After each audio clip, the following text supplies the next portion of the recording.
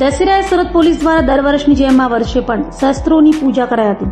Surat police headquarter ખાતે ગૃહ રાજ્યમંત્રી હર્ષ સંઘવી અને સુરત પોલીસ કમિશનર દ્વારા શસ્ત્રોની પૂજા કરાઈ હતી, જેમાં ઉચ્ચ અધિકારીઓ પણ જોડાયા હતા અને ત્યારબાદ શસ્ત્ર પ્રદર્શન પણ કરાયું હતું।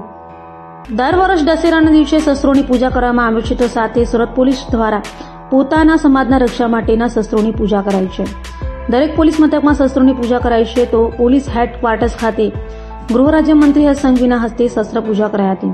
ગૃહ રાજ્યમંત્રી હર્ષ સંઘવી તથા સુરત પોલીસ કમિશનર અનુપમસિંહ ગેહલોત સહિતના ઉચ્ચ અધિકારીઓની હાજરીમાં દશેરા પર્વે શાસ્ત્રોક્ત વિધિ અનુસાર શસ્ત્રોનું પૂજન કરવામાં આવ્યું હતું। તો હર્ષ સંઘવી અને સુરત પોલીસ કમિશનર દ્વારા દેશવાસીઓને દશેરા પર્વની શુભેચ્છાઓ પાઠવાઈ હતી। તો પોલીસ કોમ્યુનિટી હોલ ખાતે શસ્ત્ર પ્રદર્શન પણ રાખવામાં આવ્યું હતું, જેને નિહાળવા લોકોને અપીલ પણ કરાઈ હતી।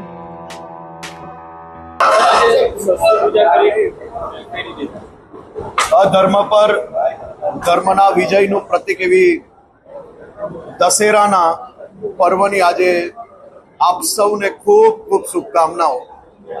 ભગવાન શ્રી રામચંદ્રજીના ચરણોમાં વંદન કરીને હું પ્રાર્થના કરું છું કે આપ સૌની મનોકામનાઓ પૂર્ણ થાય।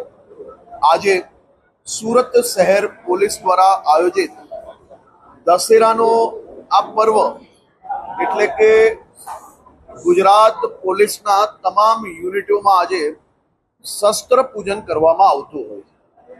આજે સુરત શહેર પોલીસ દ્વારા આયોજિત શસ્ત્ર પૂજનના આ પૂજામાં ભાગ લીધો અને આપે જોયું કે વર્ષો જૂના શસ્ત્રથી લઈને આજના જમાનાના એટલે કે નવા લેટેસ્ટ ટેકનોલોજીના તમામ સાધનો જોડે સજ્જ એ ગુજરાત પોલીસના તમામ શસ્ત્રો અહીંયા નજરે પડે, ચાહે આર્મ્સ વેપન્સ હોય કે પછી આજના જમાનાની ટેકનોલોજીને પહોંચી વળવાના ઇન્સ્ટ્રુમેન્ટ્સ હોય કે પછી ડ્રોન જોડે શહેરના સર્વેલન્સની વાત હોય।